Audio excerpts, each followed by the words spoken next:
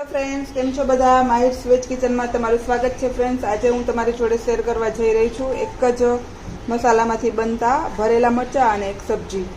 સ્વાદમાં ખૂબ જ ટેસ્ટી અને બનાવવામાં ખૂબ જ સરળ એવું છે. તો સૌથી પહેલાં આપણે મરચાં લેવાના છે અને મરચાંને આ રીતે કટિંગ કરી લેવાના છે અને આ મીડિયમ તીખા એવા મરચાં છે. સૌથી પહેલાં તેલ ગરમ થાય એટલે જે આપણે મરચાં લીધા છે એને ફ્રાય કરી લેવાના છે. આવા તળાઈ જાય એટલે આપણે એને બહાર કાઢી લઈશું, સાઈડમાં રાખશું. આ જ તેલમાં આપણે 1 ચમચી જેટલું જીરું એડ કરશું, 2 ચમચી જેટલા ધાણાનો પાવડર લીધો છે ને એ પાવડર એડ કરશું અને 2 ચમચી જેટલું ક્રશ કરેલું લસણ એડ કરશું. અને પછી સરસ એને હલાવી લઈશું.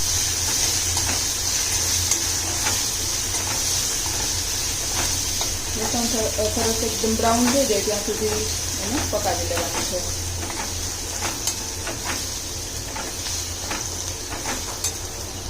લસણ થોડું આવું ડાર્ક થાય એટલે આપણે એમાં ડુંગળી નાખી દઈશું. ડુંગળી મેં મોટી એવી 3 નંગ લીધી છે, એકદમ ચોપ કરેલી.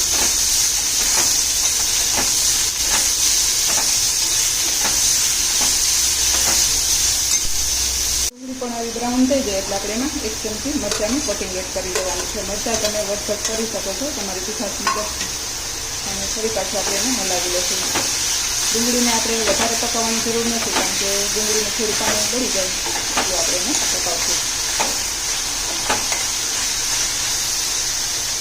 આ રીતે ડુંગળી થોડી આવી સંકળાઈ જાય અને નીચે ચોખવા માંડે એટલે આપણે એમાં મસાલા કરીશું.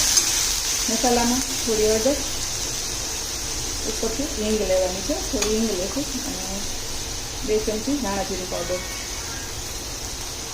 અને 1 ચમચી કાશ્મીરી લાલ મરચું પાવડર. મરચું પાવડર પણ તમારી વધઘટ તમારા ટેસ્ટ મુજબ કરી શકો છો. તો આ રીતે બધા મસાલા મિક્સ કરી અને આપણે હવે ટમેટા એડ કરી દઈશું. મેં મોટા 2 ટમેટા લીધા છે ચોપ કરીને, એ એડ કરી દઈશું.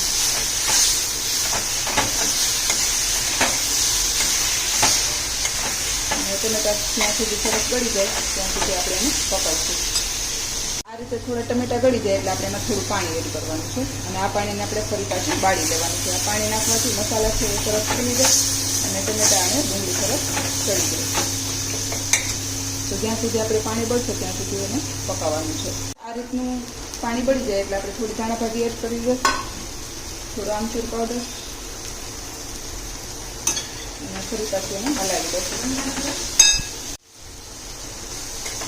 અને સ્વાદ મુજબ આપણે મીઠું એડ કરી દઈશું. થોડું ચમચળ પડે એડ કરશું એટલે અત્યારે આટલું મીઠું આપણે આના ભાગમાં એડ કરી દઈશું.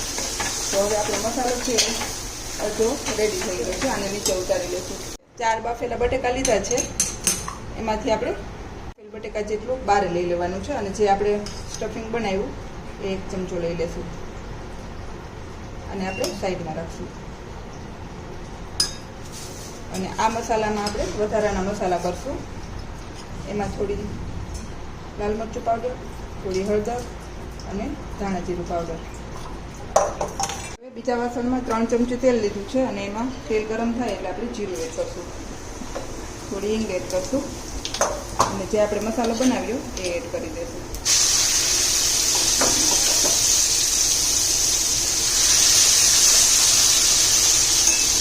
એને હલાવી લઈશું.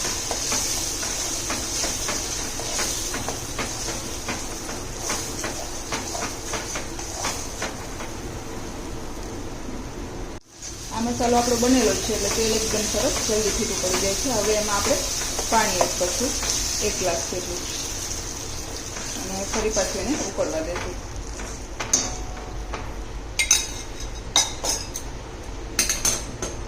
અને જે આપણે અલગથી 3 બટેકા બાફેલા રાખ્યા એને એમાં એડ કરી દઈશું.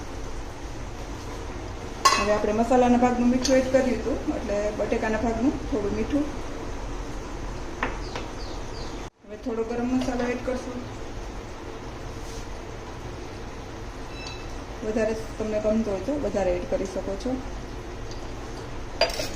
સ્વાદ મુજબ સંચળ પાવડર વધારે એડ નથી કરવાનું, નહીંતર એનો ટેસ્ટ કડવો થઈ જશે. અને થોડી કસૂરી મેથી, એ પણ તમને ન ગમતી હોય ટેસ્ટમાં તો એડ કરી શકો છો, પણ આનાથી સરસ સ્વાદ આવે છે.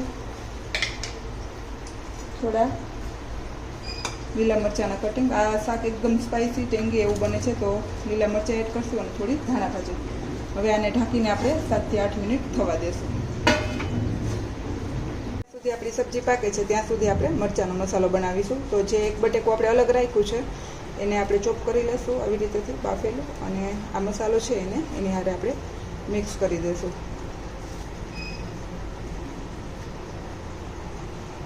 પણ આપણે થોડી મરચાંની કટિંગ થોડી વધારે સ્પાઇસી બનાવવા, થોડું સંચર આપણે ઓલરેડી મસાલામાં એડ કર્યું છે, પણ થોડું ઉપરથી ટેસ્ટ આવે એના માટે, અને થોડું ધાણા જીરું. અને હવે આને આપણે મિક્સ કરી લઈશું. ધાણા ભાજી અને હવે મિક્સ થઈ ગયું છે. આ સ્ટેજ ઉપર આપણે મીઠું ચાખી લેવાનું છે, વધતું ઓછું હોય તો એડ કરી શકો છો.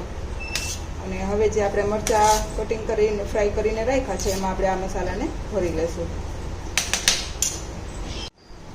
તો મારો મસાલો છે એકદમ સરસ બની ગયો છે. હવે આપણે એને મરચાંમાં ભરી લઈશું. તો આ રીતે ફ્રાય કરેલા મરચાં છે પહેલેથી એમાં આપણે ભરી લેવાનું છે.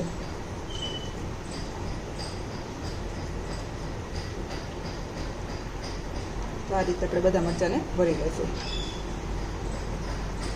ભરેલા મરચાં ઉપર ચાટ મસાલો સ્પ્રિંકલ કરવાનો છે, જેથી કરીને આપણે આ મરચાં છે ફ્રાય કરેલા એ મીઠા વગરના હોય તો એનો ટેસ્ટ પણ આવે અને સરસ એકદમ ચટપટા બની જાય. તો હવે આપણા મરચાં છે બિલકુલ રેડી છે. હવે આપણી સબ્જી પણ સરસ એવી પાકીને રેડી થઈ ગઈ છે, તમે જોઈ શકો છો. તો હવે આપણી સબ્જી પણ રેડી છે. હવે ઉપરથી થોડી ધાણા ભાજી એડ કરી અને બંધ કરી દઈશું. ફ્રેન્ડ્સ, એક જ મસાલામાંથી બનતી મારી બટેકાની સબ્જી અને ભરેલા મરચાંની થાળી તૈયાર છે. જો તમને મારી આ રેસીપી પસંદ આવે તો લાઈક કરજો, શેર કરજો અને સબસ્ક્રાઈબ કરવાનું ભૂલતા નહીં. Thank you, by.